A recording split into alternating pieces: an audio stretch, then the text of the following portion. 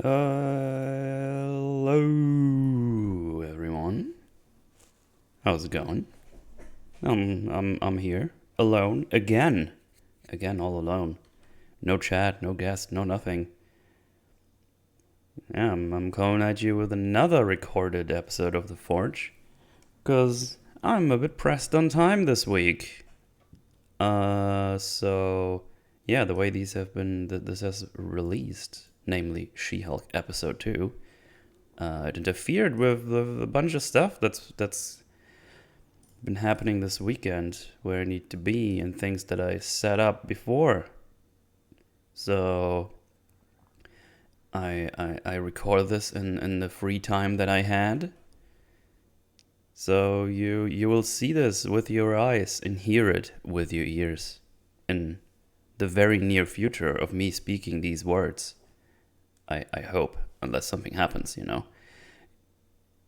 Stuff can be weird with things. So I hope this is just all going very smoothly and without any issues at all. That would be very nice. Anyway, I am very sore because I played spike ball yesterday with a couple of homies, and I've never played spike ball before. But a friendo was like, "This shit is great. You should play it. I'm around the next 2 weeks. We should get some people around and play that stuff." And if you're not aware, spike ball is a game where you have like a ball. Obviously, there's no spikes on it, so that was disappointing. But you have like a net that you put on the ground, and you bounce the ball onto the net, and then the other one has to bounce it back. And it's teams of two, and very much like volleyball, you have 3 tries to get the ball under control or set it up for people, and then you have to bounce it back onto the ball, and then the other team is the one that has to juggle the ball, if you will. You have to juggle balls a lot, and it's good fun. It's really fun. I've enjoyed it greatly, and we'll probably be playing more of that next week. So yeah, if you're not aware of spikeball at all, go check it out. It's good stuff. And I'm sore all over because I was running and juggling balls for like 3 or 4 hours, and yeah, I like sore everywhere, front, back, shoulders, legs. It's good stuff. Feels good though. Feels like I've done something, and that is obviously very nice. That is very nice indeed.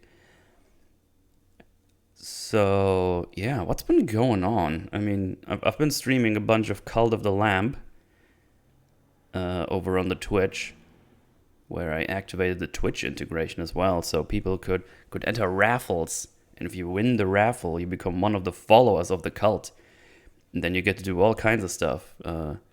You get sacrificed when you're older in that cult.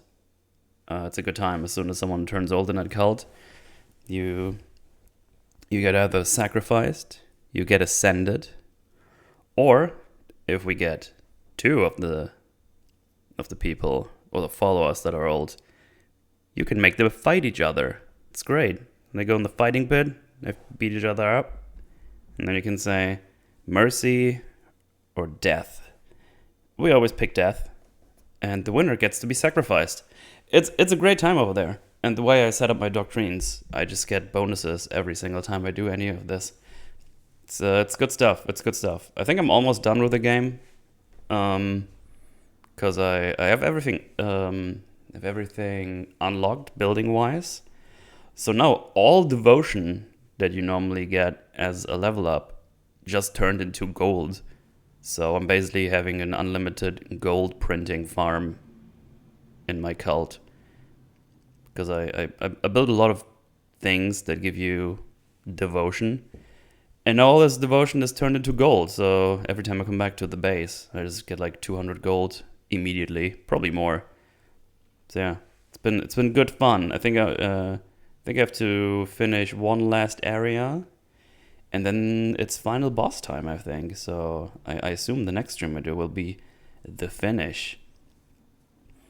And I think I won't be touching that game for a while because I think I've seen all the content that there is now, but it's a really fun game. So I hope there's gonna be more DLCs coming out for that. So yeah, big old recommendation for that one, especially if you have the opportunity to I don't know, stream it, have like a little community yourself, and go out and let them follow your cult. It's really cool. It's really funny. There has been some really fun stuff happening in those cult things, because when you integrate in Twitch, they finally reactivated the option for you to hinder or help the cult follower, aka the streamer.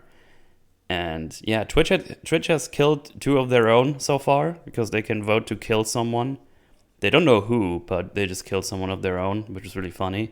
And for some reason, the way they did it, every time someone dies, everyone comes to check out the corpse, and then they puke all over the corpse, and it's really funny. It made for some really hilarious clips, that's for sure. It's like, oh no, I think, who's happened at first? I think Odin. It's like, oh no, Odin died, and then everyone just started puking all over the corpse. Good times over in my cult. There's poop, and there's more poop. It's it's good fun. It's a really funny game. I greatly enjoyed it. So yeah, don't actually know what I'm gonna play after. I'll probably go back to my retro stuff, because I still have those 2 games I bought called Alundra's Adventure. I forgot the name of the game, but yeah, probably gonna go back to that unless something else comes up. I'm actually not sure. I need to check out what's going on really. But talking about what's going on, Gamescom is still running? Has concluded? I'm actually not sure. I haven't really followed Gamescom that much, but I've had a bit of trailers popping up on my YouTube feed, and I checked them out. So I think I checked out like 4 of them. I want to say it's 4. I've written down 4 that I checked out. Things that have been popping up. So firstly, what was it? Oh yeah, Callisto Protocol, game I had interest in anyway. So I was glad to see we got some more gameplay going on. We're able to get some more gameplay footage, and I mean it just feels like Dead Space. It really does. The way the character moves, the mood of the rooms the character was walking through, like everything is dark and you have these disfigured mutant type dealios. The stomping you can do, it just yells Dead Space. So really happy that they apparently, from the things I've seen, seem to have captured the mood of Dead Space. So that's really cool. I guess the HUD is still on the back of your character. I think it's more like in the back of the neck area, if I saw that right. I think there's like a little health bar kind of deal going on there. So that's pretty cool. Lots of gruesome deaths you could see. So that's making a return, which is a good decision, because those were always entertaining to watch, if you will. Got some shooting stuff. There seems to be more backstory of stuff that's been going on, which we don't know a lot about. So, gonna be interesting to see if they're able to get the writing stuff done as well. That would be cool. That would be really cool. They don't need to do anything complicated, I think. But yeah, looks pretty cool. I'm very excited for that one. Definitely gonna be streaming and playing that when it comes out. Very interested. Looks good. Looks good so far. So let's hope it stays that way. Because man, the new Saints Row, that has been bashed, right? That has been bashed to shit. That is like apparently universally disliked. From what I've seen, there's a shit ton of bugs going around. The characters seem to be super cringe. Saw some clips that were like, oh, zoomers, haha, funny. We have to make rent and stuff. I don't know. It looked really fucking bad. I mean, I had no interest in the game anyway, but it seems like that disinterest was good for me. So I don't need to waste my time on that game. So, yeah, it looks bad. But that's just a little little offshoot to what has actually been happening on Gamescom, I guess, because that's been released and nobody likes it, from what I can tell. So yeah, what else came out? Dead Island 2, a game a lot of people thought to be dead apparently. I certainly forgot about it because I never really played Dead Island 1, so I don't know. Because I think Dead Island 1 was just kind of went under. I feel like that's a game that came out with big fanfare. It's like, ooh, look at that cool trailer they did. And then, I don't know, I feel like nobody really played it at all. It could be just me, because I never really heard anything else besides the trailers, and when it came out, it just was kind of existed. But now there's a Dead Island 2 trailer, so that's very exciting for a lot of people, I think.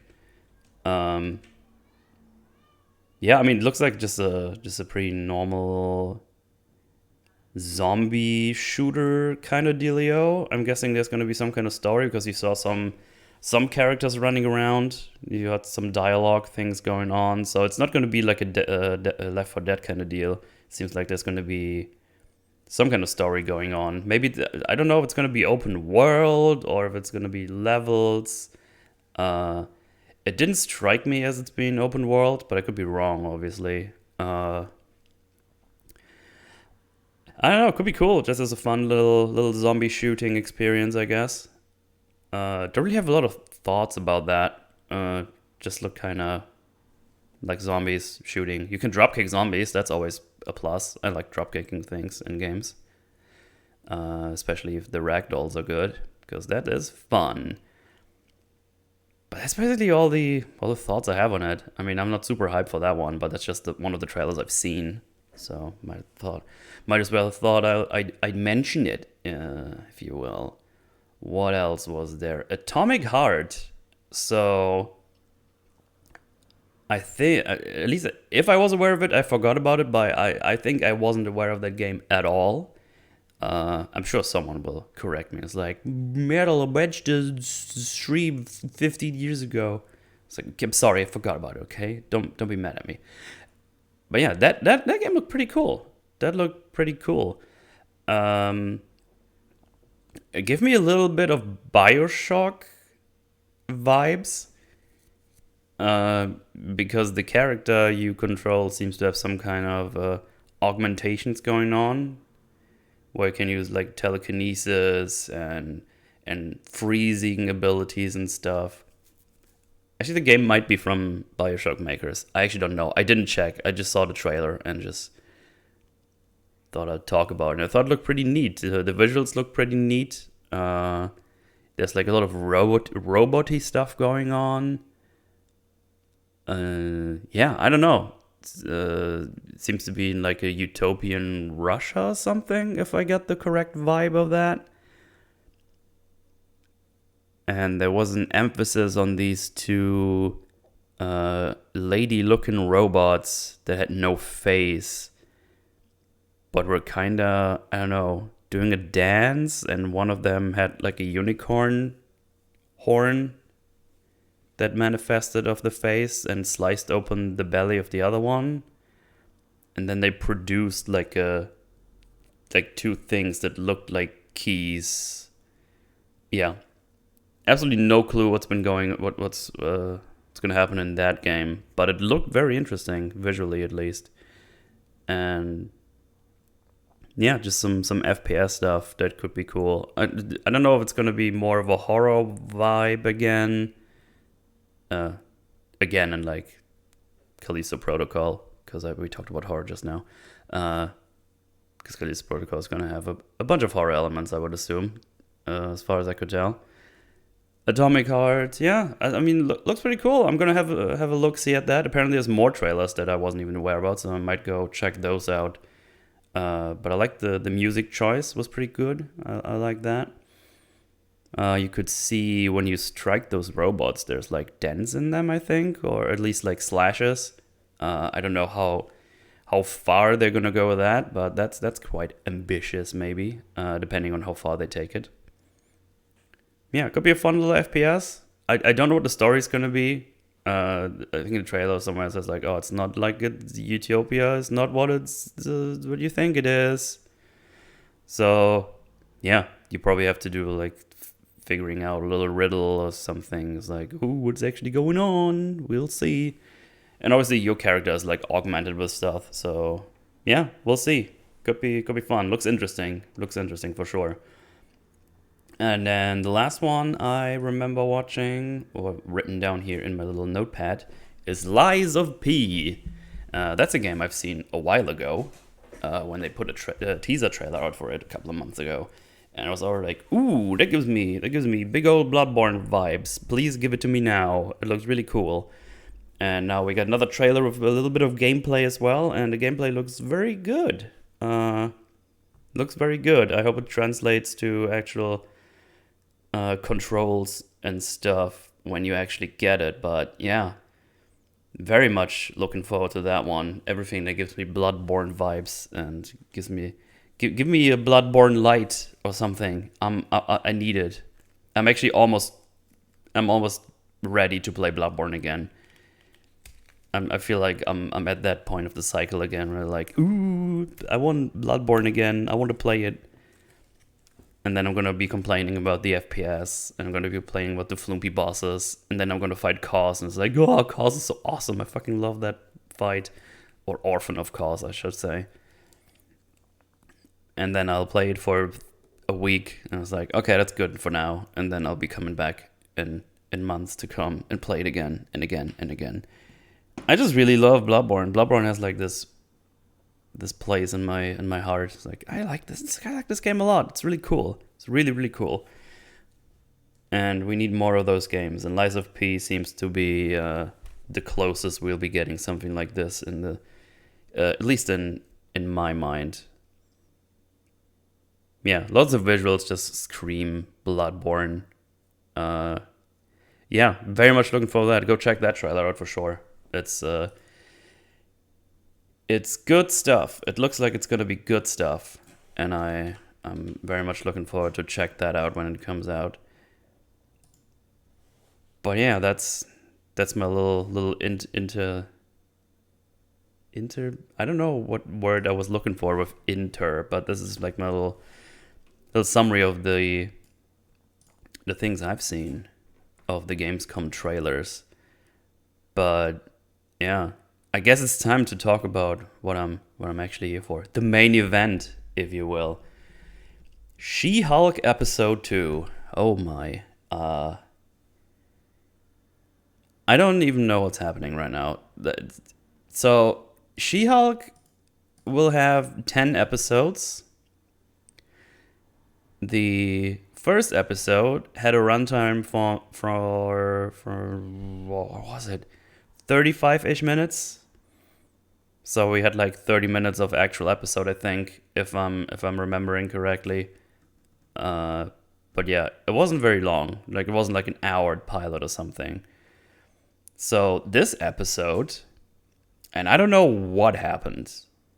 This episode has a total runtime of about 28 minutes and has just over 22 minutes of actual episode in it. This is extremely weird because you have to keep in mind, this is on a streaming service. This is on Disney's own streaming service. This is not running anywhere else. You only can watch it on there. So you don't have any restrictions in time that you can put on there. That's all in your hand. You don't have any advertisers you have to cater to because, again, it's on your streaming service. You don't have any restrictions unless you put them in yourself. You have all these freedoms. You don't take advantage of them at all. And I don't know why that is. I just don't get it. And I don't know how it happened that we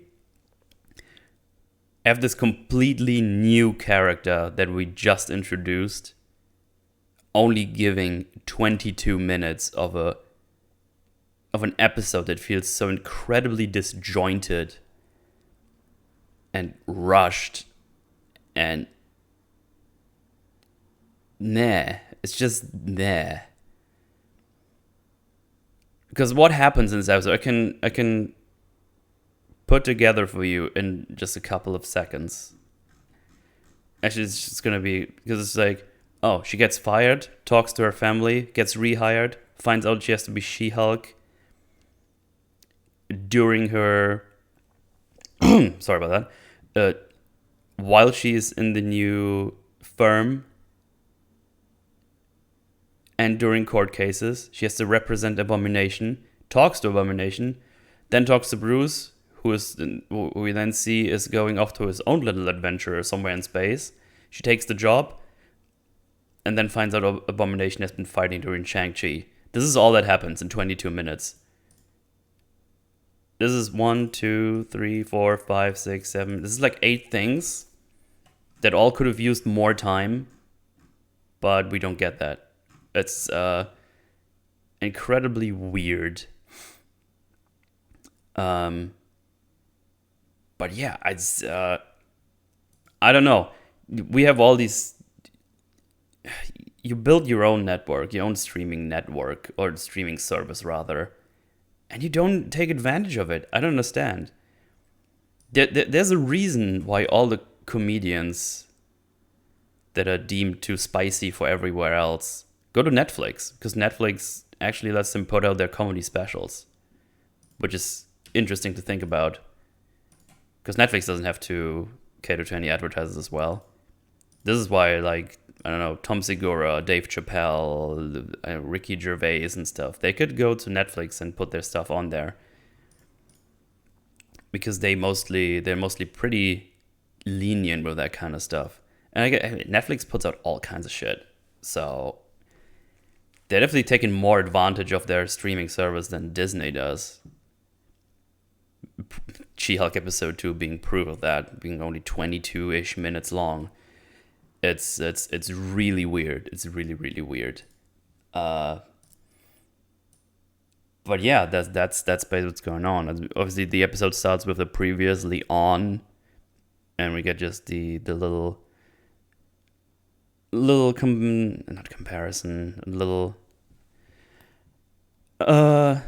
little look back on the last episode very briefly. But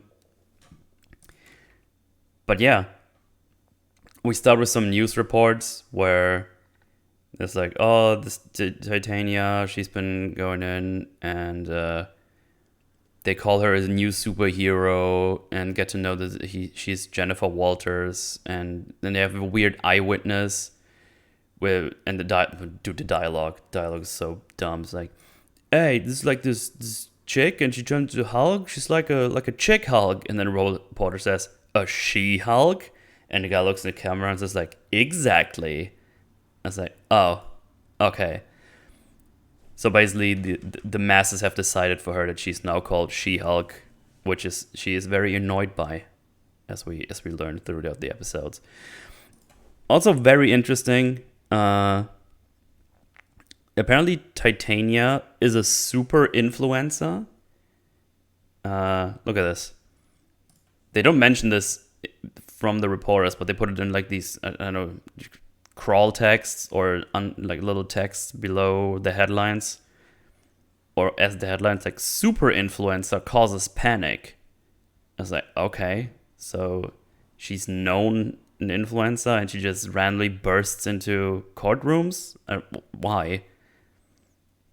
I wonder if we ever get any explanation for that, but I don't know.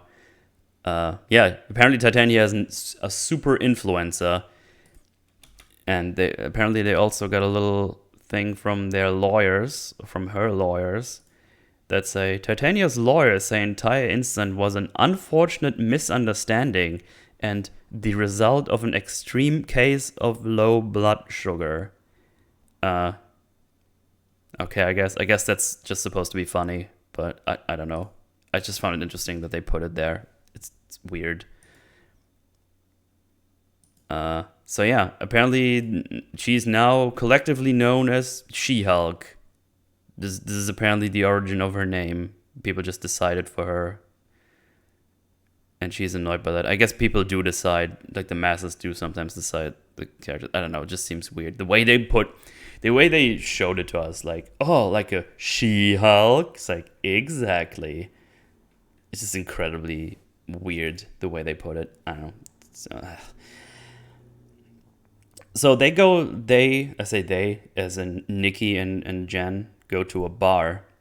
And for some reason, they're all already shouting her name. They go like, She Hulk, She Hulk, She Hulk. I just guess they knew they were coming here. And so far, Nikki, again, just seems to be this positive reaffirmation character so far.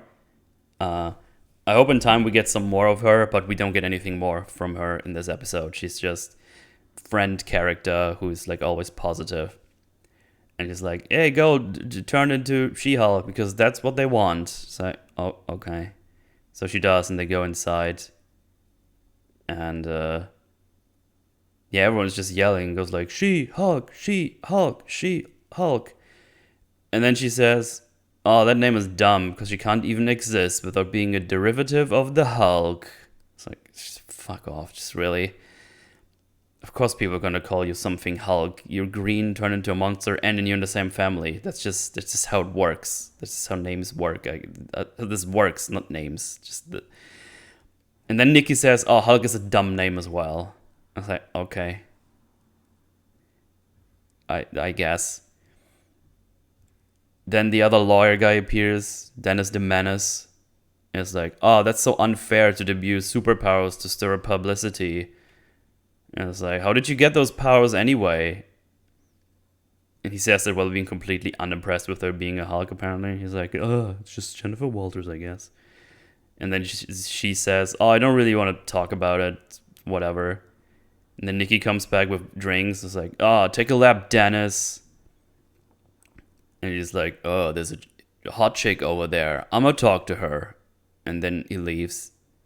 That's basically one-to-one the dialogue. I don't know what the fuck this is. This is so bad. Oh, I'm going to talk to the hot chick. What is happening? Just have him being a dick again, in case you forgot. Not that he's going to appear again in this episode, but okay. They're probably going to square up at some point against each other, and he's going to get absolutely shredded. Oh man, I wonder if Dennis is going to be the enemy attorney or lawyer she has to go after when she represents Abomination or something. Whatever. But we know he's a dick now, so he's bad. But yeah, as I said, Nikki comes back with 2 drinks. He's like, oh, she got them for free because you're a superhero. And Jen says, no, I'm not a superhero. I didn't rack up student debts in the 6 figures to become a vigilante that is for billionaires and narcissists and adult orphans for some reason. Okay, so we just shit on all the superheroes apparently, because apparently they're all billionaires and narcissists according to her. And I guess she's just in a bad mood because she doesn't want to be a superhero. So yeah, as already mentioned before, her arc is probably going to be that she will embrace being a hero and embrace being She-Hulk. So yeah, she seems to be pretty hardline with that stuff. So I don't know. Feels like she has to go through a pretty significant change of character to get there. But I think at the end of the episode, she already embraces being She-Hulk. So I don't know. I don't know, man. We're rushing through this fucking arc season like crazy. And it's incredibly awkward. Oh yeah, and she also doesn't want to be Avenger because she doesn't know if she will have healthcare or pension and all that stuff. I know. I think this is supposed to be funny. This comedy doesn't work for me. It doesn't feel like jokes. But again, comedy is subjective as fuck. So I'm just gonna leave it there. Then her boss comes around, who is also in this bar apparently, and wants to talk. She stands up. She's like towering over him. It's like, oh, can you turn into Jen? Like, this is a serious conversation. He's like, oh yeah, of course. She turns back and she falls immediately over because her metabolism is different as non-Hulk, and she's drunk enough to fall over apparently after having like 2 drinks in like a couple of minutes. It's gonna take a little bit for that to take effect, even if you have this metabolism. Unless they're trying to say that it went to the place already faster because it's faster metabol. I don't know. I'm probably thinking more about this than I do. They just probably like, oh, it's gonna be funny if she falls over because she's not She-Hulk, Lamau. So yeah, and yeah, apparently he's basically like, oh yeah, we didn't win the case. He's like, oh yeah, we did. And it's like, no, they called mistrial because she saved the entire jury, and they called bias in our favor. And he says this was the same day.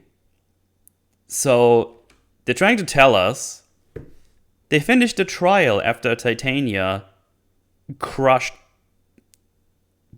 or tried to crush people in that courtroom. There's no way they would have continued that trial. They would have stopped it for sure, because people were seemingly getting beat up and thrown around or whatever. Titania destroyed the courtroom. Then they just finished after she got beat up by She-Hulk. Court is probably going to be adjourned for that day, at least. Like, people would be going to hospitals, psychologists, going to checkups. It's like no chance that happened. It's just not gonna happen. So the mistrial, probably fair that it's gonna be a mistrial, but there's no way they're gonna finish that thing the same day, and then she gets fired right after as well. So you have her as She-Hulk saving all these people in there. And the boss is like, oh, you're gonna get fired. Dude, that's gonna be a PR nightmare. There's no way they're gonna fire her after this. No one's gonna go to that law firm anymore. They're like, you fired her after she saved everyone? Are you nuts?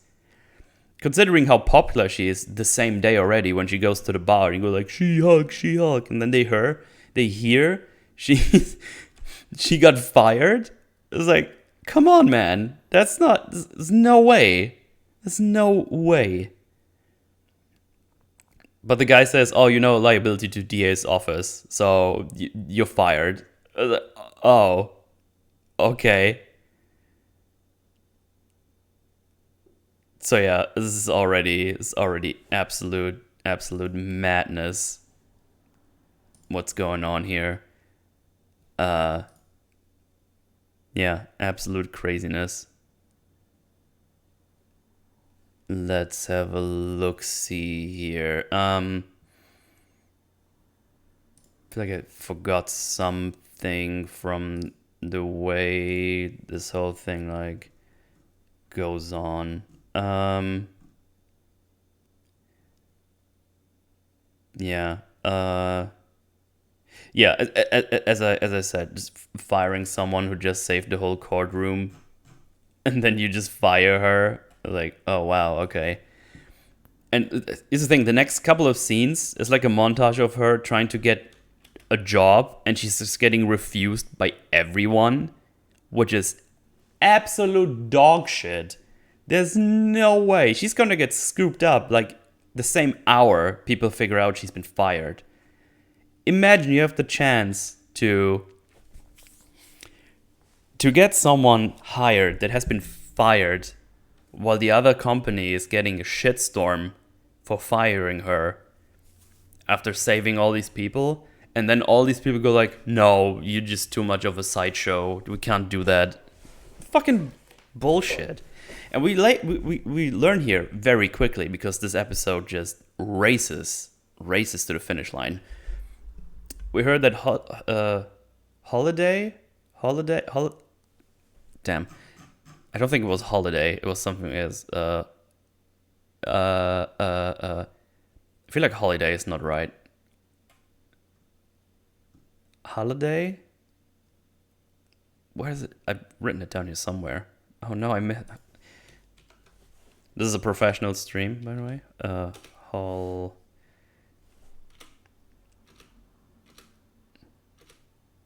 Holloway. Not Holiday. Holloway. Holloway, who is the enemy, or was the enemy law firm that she was going after tells her, it's like, oh, you were putting up a winning case against us. And that's not an easy thing to do because we're like the super prestigious law firm. So we get in the same episode, we get affirmation that she is, she's quite capable at her job, very capable at even. So considering all these factors, there's no way she's not going to get scooped up at all. Or taken up, or whatever you want to say. So yeah, they're trying to tell us she's getting refused everywhere because she's She-Hulk. And yeah. There's no way. There's just no way she's not getting a job straight away. It's absolute dog shit. I don't believe it for a second. But yeah, I don't know. This already tells me that we don't even need to expect any good law talk stuff in this, because this is already a goddamn mess. It is a mess. This is gonna be very let's call it interesting to see what they're gonna do if they actually go to a courtroom, because so far no real courtroom scene, not even a little bit. But she's hanging out with Nikki, and they're looking for jobs, and she's just looking for things like, jobs to do after you lost your old one or something. And yeah, I don't know. I got nothing for Nikki. She's just here to be nice to her, I guess. She's just being the friend. And then Jen says she's sad and lonely, gets a text from her mom. It's like, oh, don't be late for family dinner. And she's like, hey, Nikki, you gonna come with me? She's like, no, I have a date. I was like, okay. So then she goes and goes to the family dinner. She brings a pie, and I was like, oh, great, pie. You shouldn't have. Sugar's bad for your waistline. Funny.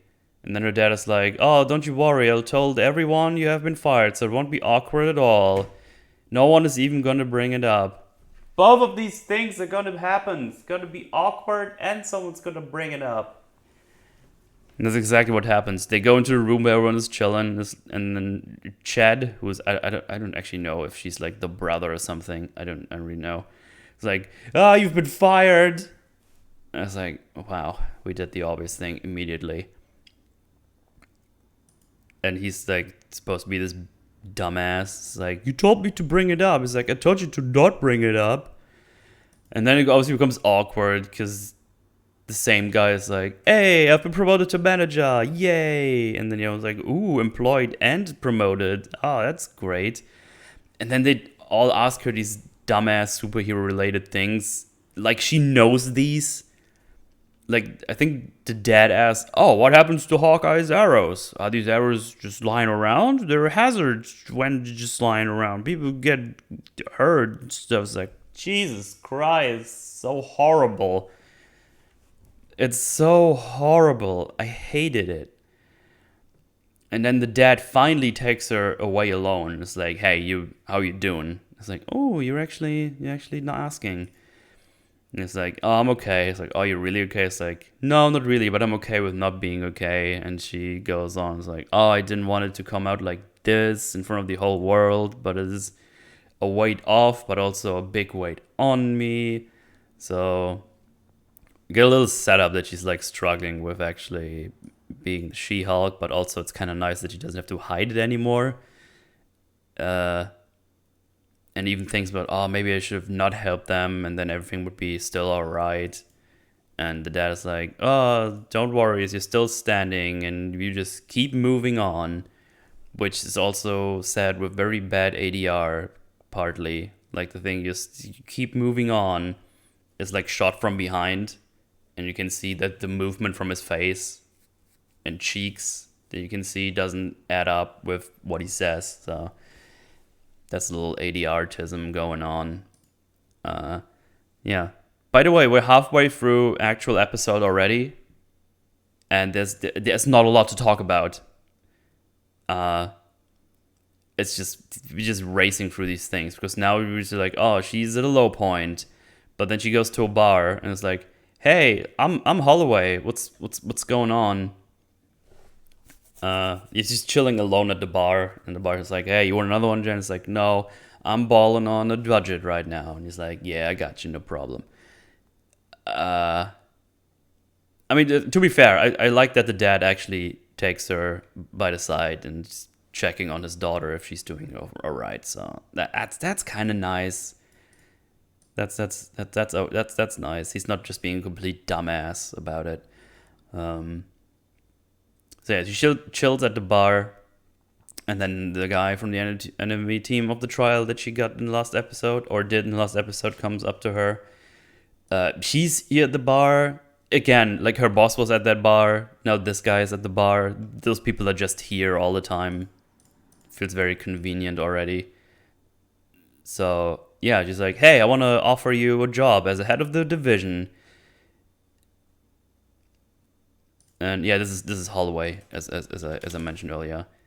And he reasons like, "Oh yeah, you laid out a winning case against us, which is not an easy feat. So I was very impressed. So I wanna hire you for as head of a division for a new team." And before he could even explain what his things are that she needs to do, she's like, "I accept, but I have to be able to assign my own paralegal." And he's like, "I don't give a shit who your paralegal is. It's fine." And he's like, "Okay, good." And he's like, "Okay, you start on Monday." So yeah, he's basically doing the thing that seems reasonable to do. It's like, "Oh yeah, you're actually very capable from all the things I've read about you, and I already experienced you putting a winning case against us. So I want you on my team, because of course you would." And yeah, that's the she being fired arc done. She's got a job, and apparently even a better job. So hooray for Jen!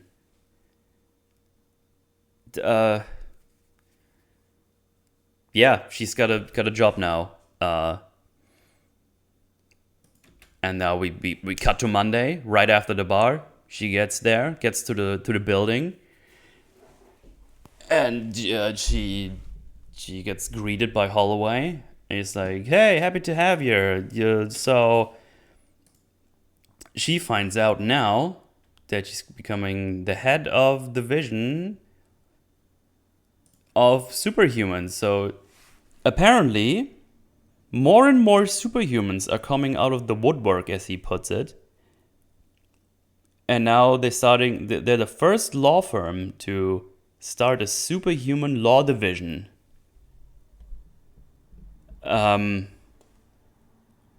Okay. Why? Where are all these superhumans coming from? Where have they all been when shit had to hit the fan with Thanos? How many is so many that it's actually feasible to open a superhuman law division? I mean, does that some really really big world building indications going on? Have they just been going around this whole time and hiding? And apparently there are so many of them that we have to open a superhuman law division. This is insane. It must be in the thousands for that to be feasible, I would assume. I mean, you don't open a whole law division as just for 3 people that are going around. Yeah, very, very, it's interesting to think about, because apparently there's been superhumans going around this whole time.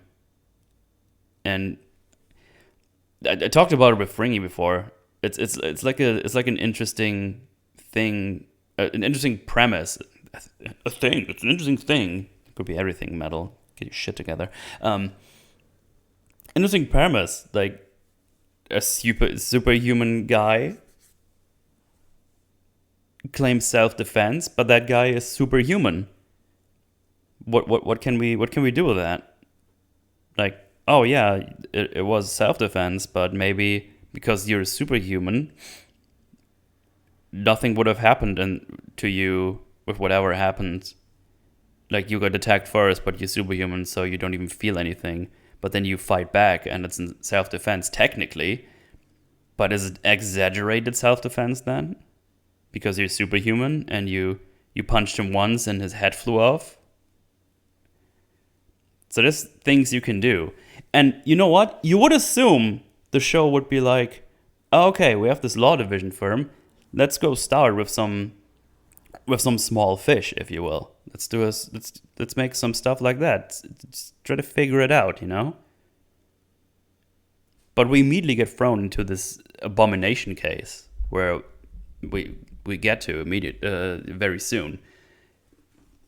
But yeah, we just go back straight to the big guns instead of just doing something small. Get her acquainted with everything.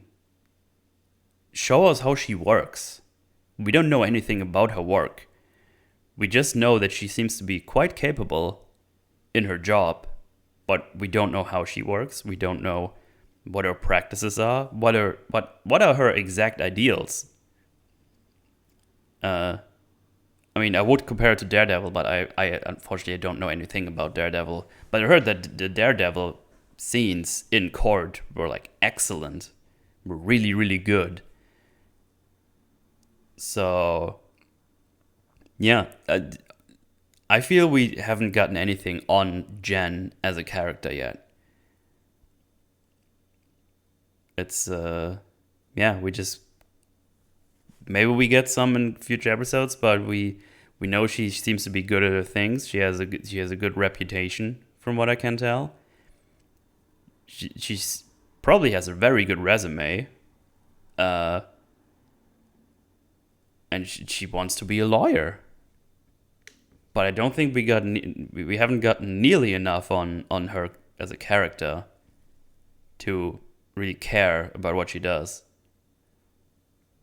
Yeah, that's just some thoughts on that, I guess. But yeah, where are all the superhumans coming from? And must be a lot of people if it's feasible to open a whole division for it. Maybe I'm overestimating what a division actually is. Maybe it's just 5 people, and it's just like, here, have an office and do your thing. But she seems to be getting like a very, very big office, as we soon learn. Also, then again, there's a Celestial in the ocean somewhere, and nobody gives a toss. So I don't feel we're gonna get an explanation for that. Anyway, she also gets to know that she has to be the She-Hulk in court and also when she comes to work here. And because she just accepted before, he had like no means to actually tell her about it. He was like, hey, if you accept, you're good. So, yeah. What did I feel like I jumbled my notes here. But yeah, she kind of is worried about it, but she seems to be accepted for now. So they make their way to her office, and everyone is looking at her in She-Hulk form, and they trip over stuff and get distracted. It's like, okay. And again, she's breaking the fourth wall now. Again, just looking at the camera, and it's like, oh, that's annoyed with it. It sucks. It's just because but no one will care anyway. And also for some reason this time they don't hear her talk when she talks to the camera, even though we seem to have established in episode 1 that Hulk clearly reacted to a fourth wall break. So yeah, those rules are already inconsistent. Awesome. And then all of a sudden, Holloway asks her what she thinks about it, and she's like, "Oh shit," and she just says, "Oh, I'm a bit agnostic about it," which she finds curious, but okay. And then she turns to the camera again. "I'm gonna think about that answer for the next year because it was so awkward." I was like, okay, good for you. Relatable because you had someone awkward. Get it? Anyway. So yeah, she got Nikki, her friendo, as her paralegal. Which is curious to think about, because we see her in episode 1 working with her in the law firm she was working before. So I just have to assume they somehow snagged her from that other firm she was working with over the weekend. And then I got more curious, like, what is a paralegal even? Where do they work? Are they just independent contractors or something? And then I just did a quick Google, and it said, typically paralegals are employed in law firms and work in a specific department. So they somehow got her out of that contract, I guess. I don't know. But she clearly was working with another law firm, so maybe they bought off the contract, if that's a thing you can do. But I have pretty good reason to assume she was already employed with that other law firm, unless she got fired with Jen for some reason. It's like a package deal. I don't know. Yeah. We just have to assume a lot of things, that they just got her over the weekend, no problemo. Yeah, it's really awkward. But we don't have time to think about this, because we go right ahead. She gets to the office, Nikki is already waiting here, and she's like, oh man, you only hired me for being a She-Hulk. And then Nikki's like, yeah, but look how cool everything is. We have snacks, we have a mini fridge, we have big ass windows. Jen's like, I have to buy a whole new wardrobe. He's like, yeah, but you make so much money now. You can just do that. That's great. And then a coworker arrives named Pug, and he brings them a welcome basket that even has a little map on it that shows them where they can have the best poop. That's what I appreciate. It's almost exactly what he says. It's like, here, I brought you back. And they're like, oh, that's cute. I mean, he seems nice for now. I don't know, he might stay nice. I don't know. Yeah, that's that scene. They have their office now. That's great. Then we hear Holloway talk to like an assistant, like, oh, let this guy go and tell this guy he's going to get to somewhere else where it's cold, because he hates the cold. He's a dick, basically, is what they're trying to tell us. Anyway, she gets to talk to us like, oh yeah, your first case, you have to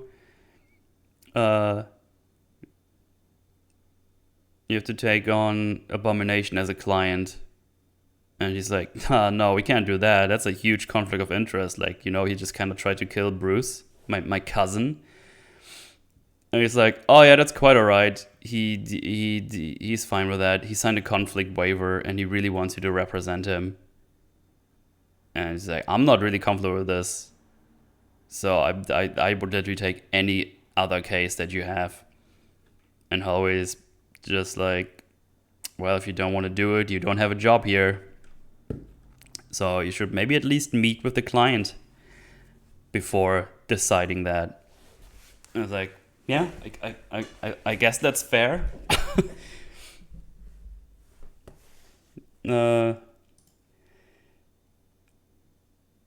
So she goes to the maximum security prison. It's like, hey, I'm here. She's like, no, you can't be She-Hulk. No superpowers allowed in here. You have to turn back. She's like, oh, fine. Which is interesting to think about. If Captain America would still be around, would it? How would that work for him? Like, not every superhuman can just turn off their superpowers, I guess the rule would be, don't use your superpowers in here. Not that they could stop him, but it's weird. Just interesting to think about how that would work for other people who can shoot lasers out of their eyes or do ice breaths. Like, don't use that. So I guess she has to turn off her superpower being a Hulk, which is interesting to think. What would happen if you're Smart Hulk? I guess you're not allowed in there. So yeah, they go to Abomination's cell. There's like this one scene where the one guy walks through later. It's like, oh, you can just walk through. It just goes away. And then it does, as you just saw there. It's like, okay. And then she gets like an introduction, like, oh, don't step over the yellow line and don't do this, do that. He's very dangerous. And even though we did all we can, your life is still in danger. It's like, oh, maybe he's giving me some beans and stuff. He's like, ma'am, this is a prison. She's like, oh, okay, fair enough. Like the guy even asks us, like, who should we notify if you get killed or something? So yeah, she just walks in, has a talk to Abomination. Obviously, she steps over the yellow line and goes like, meh, meh. But nothing really happens. She just steps back and everything is fine. So there you go. But basically, he claims that Abomination / Emil says, oh, I've changed, decided not to change into Abomination anymore. Going after Bruce wasn't anything personal. Also, I was under orders, and in my mind, I was the hero, and Hulk was the threat. So where's the justice in that? Because he's now the Avenger, the real hero, and I'm just in here for life. And she immediately points out, well, you went on a rampage in Harlem. That wasn't orders. I was like, yeah, I'm aware, but because they put all the super soldier serum in me, I began thirsting for more power, losing my grip to reality, and then I took the same stuff Bruce got, and then I turned into Abomination. And Jen said, oh, if hypothetically I would be your lawyer, you need to show actual remorsefulness. And he said, oh, don't you worry, I've written haikus, very heartfelt, and obviously then breaking the conversation, because this is current Marvel, and we can't have a conversation without a joke in between. He's like, oh, you don't need to tell me. He's like, I'm going to tell you, and you're going to start. And then he says, oh, you need to do actual remorsefulness. And he's like, this is all coming from the heart. And he's like, hey, can you help me? And he's like, I will think about it. So there's no way he will be freed. So the thing is, I haven't seen that Hulk movie from 2008. But from the info I could gather from mi hombres, Fringy and Mupri, who, well, they're much more consistent with their knowledge of the MCU, especially with the older ones, and with all the videos they made. So they have like a very good grip on the context of these. It seems, from what they told me, it seems like his actions were blatantly, easy for me to say, his own in the movie. So and apparently Ross was the one who planned all this stuff. So there's no way they can go after the government or something along those lines. I will be watching that Hulk movie for the next episode, because I think the context of that will be important in the court case.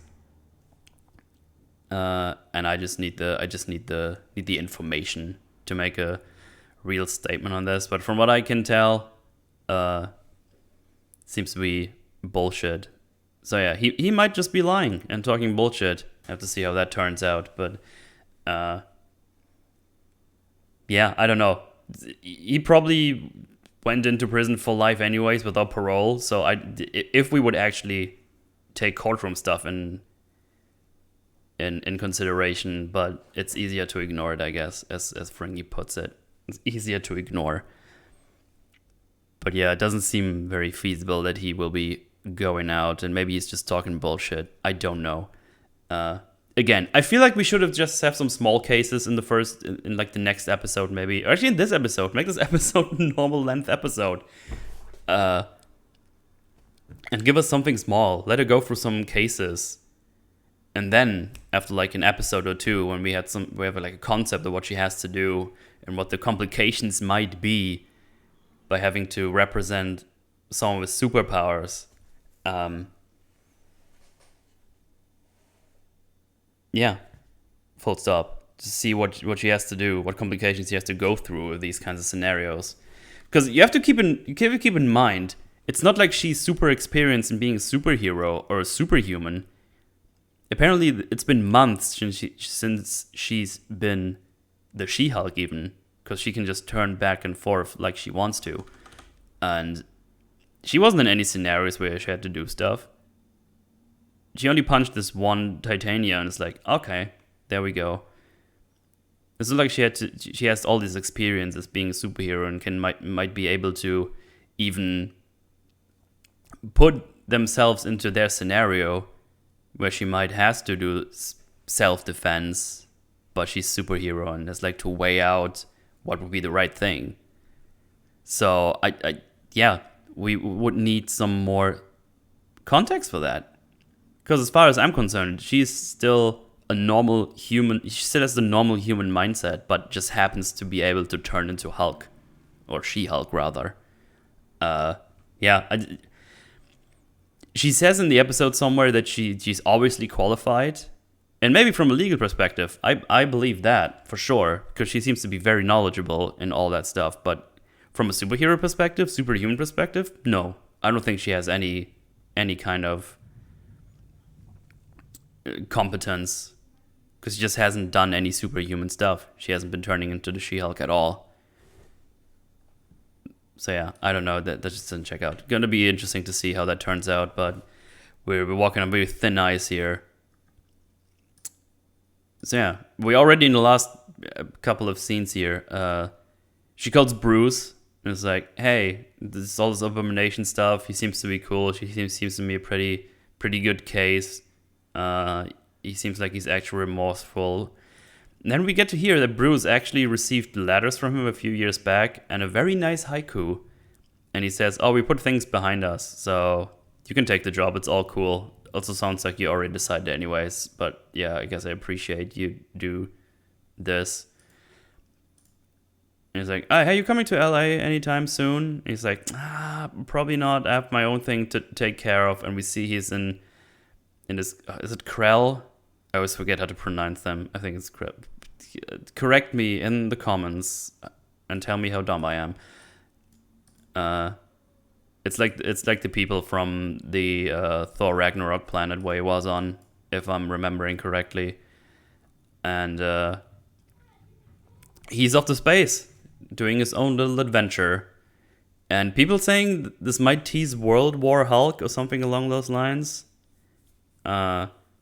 Which is interesting because we already have a very different setup. Because from what I know, World War Hulk happened because they all exiled Hulk together from the planet, which basically happened earlier in the MCU, but now it's just him leaving on its own accord, basically. So I don't know how they're gonna frame that one, but maybe that's gonna be known.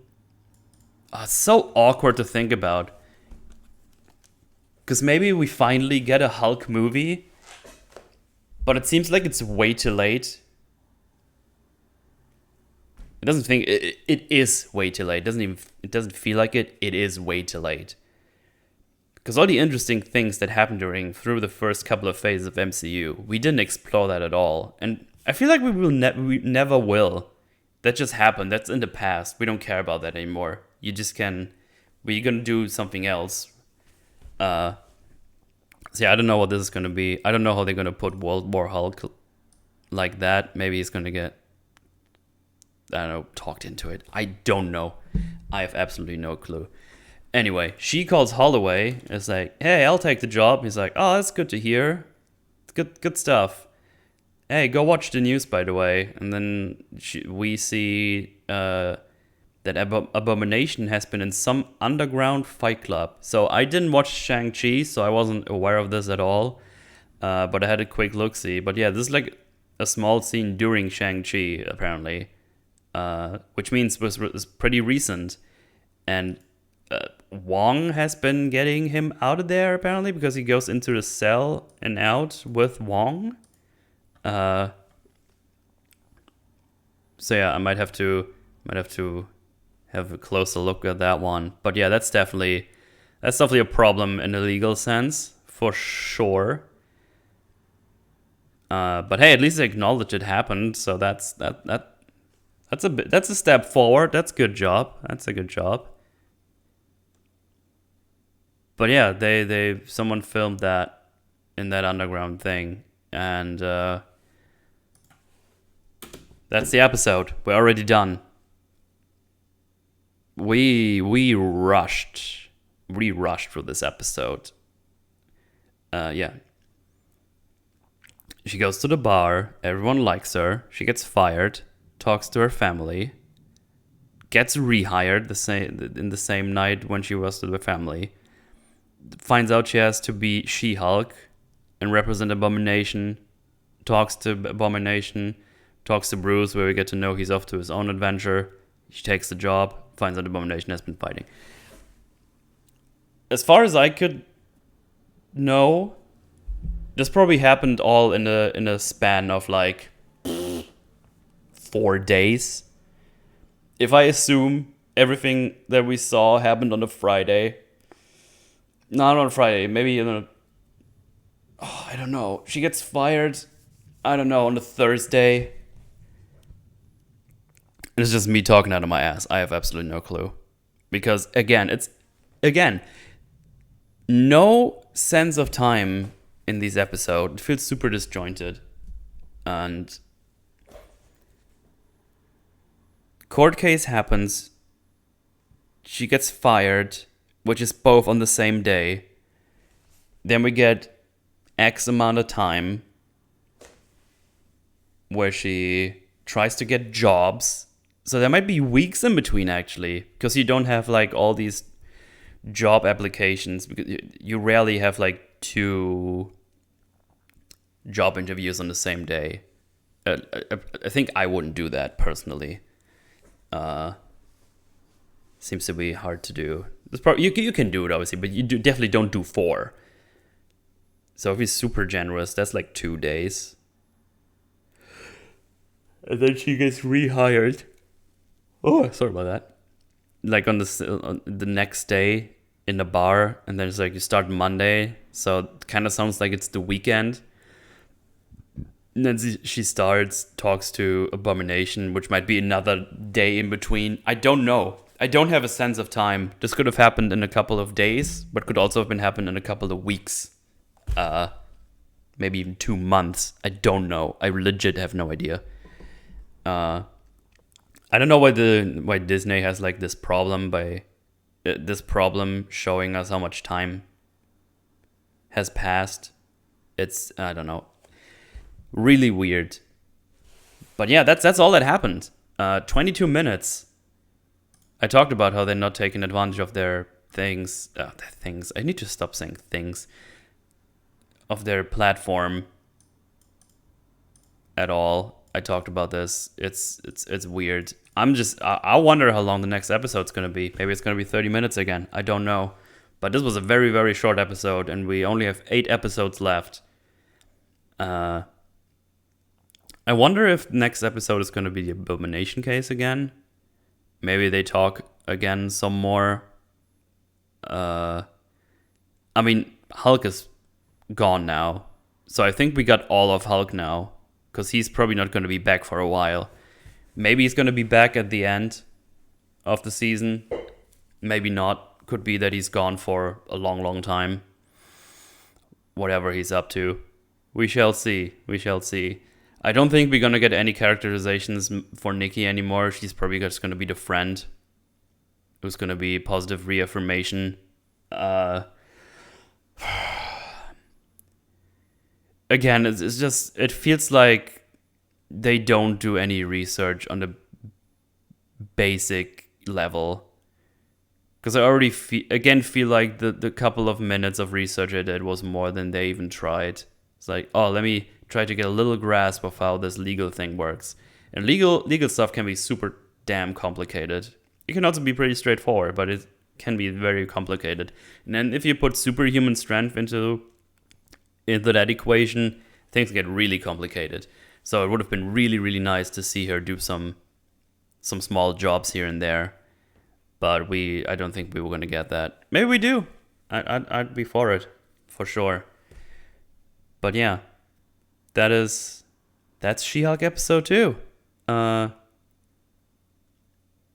pretty bad. It's still pretty bad. I'm sorry. I just don't have anything really good to say about it. Don't like it. No bueno. But yeah, that's that. For people who are wondering about the Incredibles Forge, that has to be moved to some time. Because unfortunately Jay did not have time this week when I had time, so that unfortunately collapsed in itself, if you will. So yeah, that's gonna happen at some point, but I don't know when, because starting next week there's gonna be Rings of Power as well, so I'll be having to watch. I'll have to watch She-Hulk and Rings of Power, so look forward to those. If you don't want to watch them, I got you covered. I'll tell you all about it, and it's gonna be fun. And I say fun loosely. Anyway, that is that for now. I hope next week should be a live Forge again. There shouldn't be anything happening that week that would prevent me from that. So yeah, thank you all for joining me. I hope you enjoyed this little schlism. And yeah, I'll catch you all next week. Let me know what you think and all the things. I feel like I forgot something, but I don't think I did. And if I did, well, that's bad luck for me. All right, thank you everyone. I'll catch you around. Goodbye.